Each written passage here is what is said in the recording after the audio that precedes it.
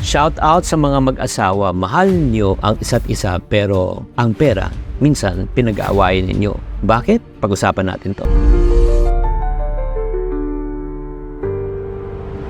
Hi there, this is Chinkitan, your pambansang wealth coach. Nako, nagiging pattern nyo na ba to yung sa mga couples na magaling magmahal pero mahina mag-usap tungkol sa pera? Alam mo, hindi naman kayo hindi naman kayo marupok hindi naman kayo hindi alam pero minsan talaga may problema lang. Kasi may kilala akong mag-asawa na talagang sobrang sweet pero tahimik sila when it comes to money issues and money topics. They don't even talk about it. No, let's be real. If you're out there and you're married, di ba? Sagutin nyo, mas kampante ba kayo na pinag-uusapan ng pera or hindi pinag-uusapan ng pera? Mag-comment kayo sa comment section. So isipin nyo to magkasama kayo sa bahay, sa buhay, sa plano, sa pangarap, pero pagdating naman sa money, you don't talk about it. Awkward, tense, tahimik, parang feeling mo ma-judge ka. Alam mo, hindi naman kayo nagkukulang takot lang kayo talaga to talk about this dahil hindi kayo sanay. At kung honest kayo, ganito ba ang vibe ninyo kapag pinag-uusapan nyo yung pera? Ano ito yung vibe? Ito yung 7 pitfalls of couples with regards to what? Money. Ano yung pitfall number 1? They avoid money conversations. Again, you love each other pero you don't even talk about money. Mas gusto nyo romantic dinner kaysa budgeting. Mas gusto nyo yung bahala na kaysa clarity. Kaya ano nangyari?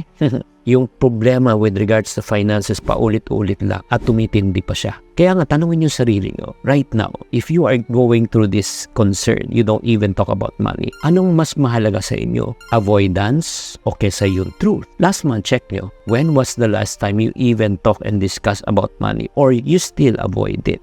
Easy peasy. Pitfall number 2 of couples with regards to money, separate lives, separate money. Magkasama kayo sa buhay pero magkahiwalay ang pera. Again, wala namang problema na magkahiwalay ang bank account. Kung gusto nyo, corporate account, separate account, doesn't matter as long as you agree. Again, let me repeat. As long as nag-agree ba kayo sa gagastusin nyo? Nag-agree ba kayo sa plano nyo? Nag-agree ba kayo sa next move nyo? Nag-agree pa kayo kung saan nyo papaaral yung anak nyo? Nag-agree ba kayo sa budget nyo? Yun. Kasi kung hindi nyo alam kung magkano kinikita ng isa't isa at di nyo alam kung magkano ginagastos ng isa't isa, nako, roommate lang kayo, hindi kayo partners. Di ba? Even business partners, they need to reveal kung magkano talagang gastos nila. No. Pag yan ang ginagawa nyo, parang pinipili nyo yung privacy kaysa partnership di ba? Number 3 pitfall sa mga mag-asawa with regards to money. Ito. Since di pinag-uusapan ng pera, nagkakaroon ng silent resentment. Ang ibig sabihin yan, may isa sa inyo talagang malaki ang ambag, pero yun nga, tahimik lang. Di ba? Pero napupuno ka na. Hindi ka nagreklamo sa harap, pero sa loob, di ba? Punong-puno ko na. Di ba? Umingiti ka, pero ngiting aso.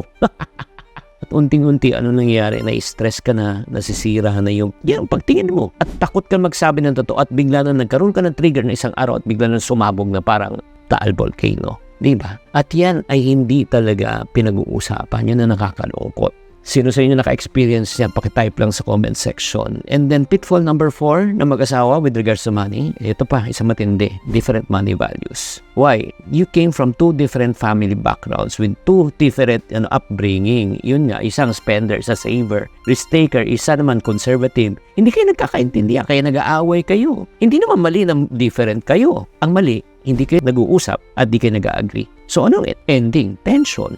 Hindi na-resolve ang conflict. Naiinis ka pag pinag-uusapan yung pera. Nag-isip kayo pag nag-uusap kayo ng investment, ng plano.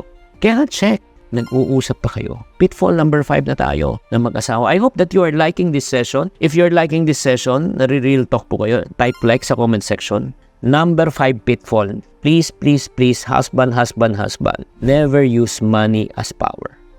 Kasi, or let's say, si Mrs. also, sinong breadwinner. Kasi may isa nagkocontrol ng pera Siya rin nagkocontrol din ng relasyon. Yung may guilt trip ba, may silent punishment. Kung ganun ka, hindi kita bibigyan ng budget. Hindi na perang issue power na Di ba? Nawawala na yung respeto. Mas mahalaga na yung control kaysa partnership, kaysa pagmamahalan. Guys, never ever use money as power to control other people.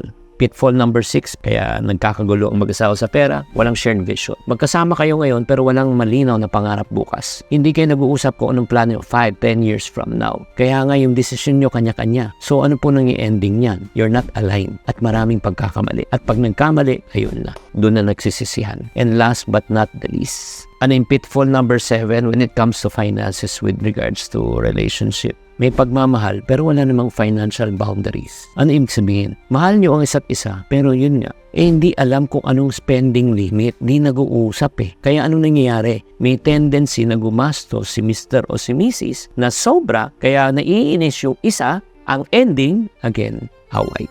Yung parang yung pagtulong sa mga kamag-anak. Mas inuuna pa yung pamilya, di ba, ng iba na hindi nagsasabi. Kaya nagkakaroon ng resentment. Bumabalik na naman Kaya nga kung ang future version nyo ang kausap nyo ngayon, proud ka ba na may tinatago ka ng mga financial decisions mo? Kasi nga wala kang boundaries, hindi kayo nag-uusap.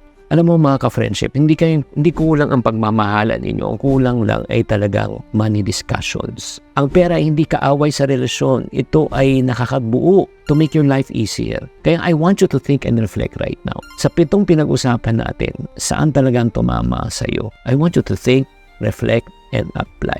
Guys, if you need help with regards to your finances bilang mag-asawa, let me encourage you.